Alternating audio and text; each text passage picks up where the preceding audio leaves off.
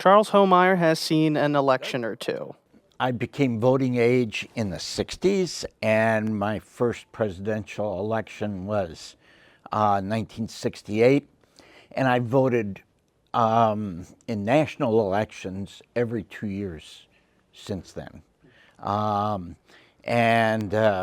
I do feel it's very important. For over 60 years, Homeyer has not only shown up to the polls, but helped others get there as well. During ArtPrize this year, he and his wife spent the time registering eligible voters at the Gerald R. Ford Presidential Museum.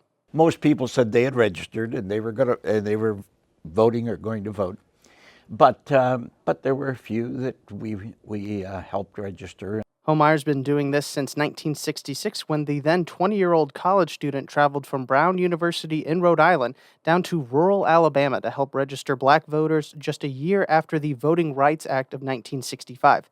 Homeyer became inspired after hearing Dr. Martin Luther King Jr.'s momentous "I Have a Dream" speech. His speech was just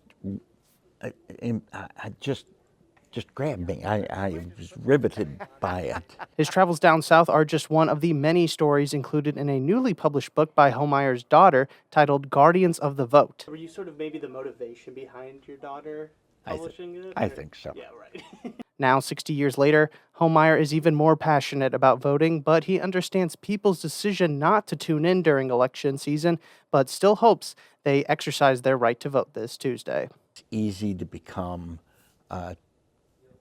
tired of it and kind of turn away. And I think it's okay to turn off the TV sometimes. That's actually probably healthy, but not to turn off your gratitude, our gratitude for this gift. Please, if you are looking at this, watching it, do all of us a favor. Do your fellow citizens and the public good of our country a favor. Get out and vote.